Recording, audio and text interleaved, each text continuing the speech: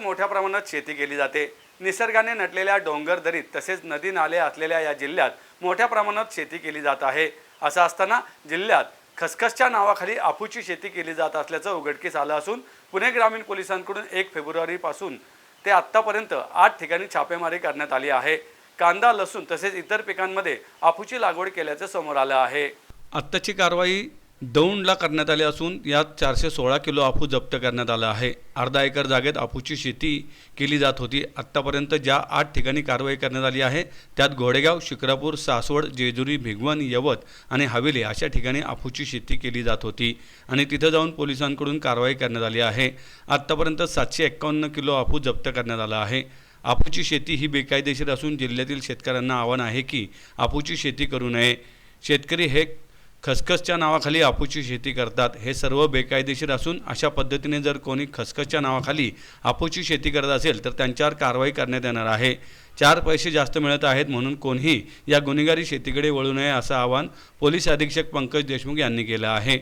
काही दिवसापूर्वी पुणे पोलिसांनी आंतरराष्ट्रीय ड्रग्ज प्रकरण उघडकीस आणलं होतं। एकीकडे पुणे पोलिसांना ड्रग्ज प्रकरण उघडकीस आणलं आहे तर दुसरीकडे ग्रामीण जिल्ह्यामध्ये 1 फेब्रुवारीपासून आजतागायत 8 अफूच्या शेतीवर कारवाई करण्यात आलेली आहे।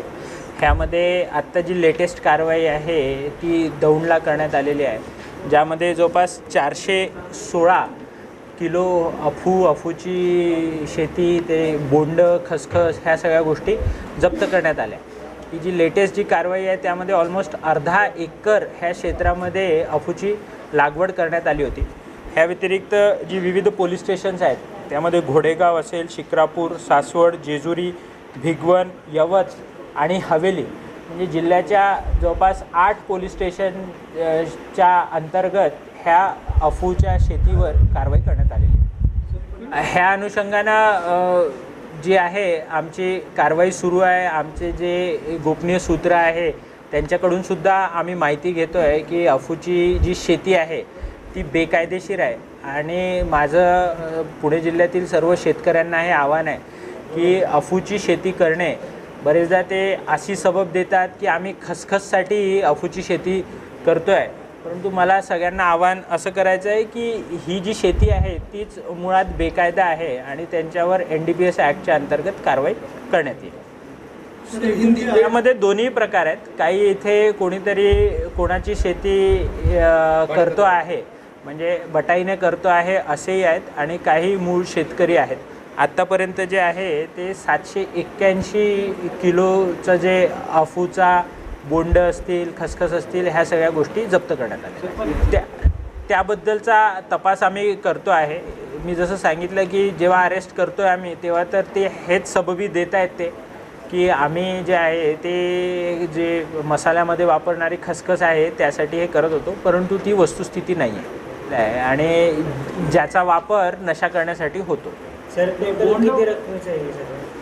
ह्याची जी रक्कम आहे ती आजतागायत जी आहे ती ऑलमोस्ट 1 मिनिट, मी रक्कम जी आहे आत्तापर्यंत ऑलमोस्ट 14,81,000 ही 7 कारवायांमधली होती आणि 8व्या कारवाईची पण ऑलमोस्ट तेवढीच रक्कम होती, म्हणजे जवळपास 30 लाख रुपयाचा मुद्देमाल जो आहे तो याच्यामध्ये जप्त केला। या जिल्ह्यामध्ये ह्या पूर्वीसुद्धा अफूच्या शेतीवर कारवाई झालेली आहे आणि ह्या पुढेसुद्धा ती होत राहील। माझं शेतकऱ्यांना एवढंच आव्हान आहे की त्यांनी ह्या अशा प्रकारच्या शेतीमध्ये सहभागी होऊ नये। आता तो सगळा माझ्या तपासाचा भाग आहे परंतु आपल्याला अवगत करण्यामागचा हेतू हाच आहे की अशा सगळ्या शेतीमध्ये इथल्या शेतकऱ्यांनी ह्या फंदात पडू नये। आधी ऑर्डर मिळते का यांना, मग हे शेती, मग हे पीक लावलं जातं की काय? मी जसं म्हटलं की हे सगळे फॉरवर्ड लिंकेजेस आम्ही एस्टॅब्लिश करू आणि त्यानंतरच काहीतरी याच्यामध्ये ठामपणे सांगू शकतो। मग तसं असेल तर त्यांना कायदेशीर कारवाईला समोर जावं लागेल। शेशीर आहे आणि ह्याची त्या लागवडदाराला सुद्धा पूर्ण कल्पना आहे की ह्याला कुठल्याही प्रकारचं कायदेशीर संरक्षण नाही। सर शिक्षा काय आहे आणि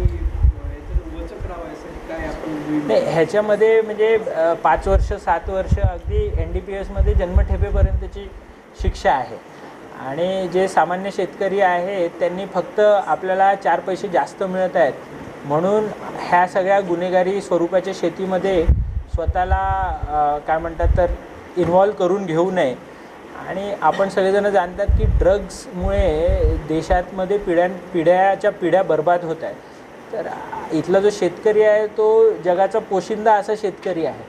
त्यांनी ज्या पिढ्या बर्बाद होत आहेत त्याच्यामध्ये सामील होऊ नये एवढीच माझी प्रांजळ अपेक्षा आहे. नाही पण काही कोवड्या असं शेतकऱ्यांकडून हे करून घेतात असं काही तो आमच्या तपासाचा भाग आहे ना. ते पण निष्पन्न होईल, कारण तो जो माल तयार होतो आहे तो कुठेतरी त्याचं मार्केट असल्याशिवाय किंवा त्याची वितरण व्यवस्था असल्याशिवाय तो तयार होणार नाही, लागवडही करणार नाही. म्हणून ह्या सगळ्या संदर्भात आमचा तो तपासाचा भाग. किती लागवडीचं क्षेत्र आहे जास्तीत जास्त? आत्तापर्यंत सगळ्यात जास्त आहे अर्धा एकर, 20 गुंठेपर्यंत लागवड केलेली.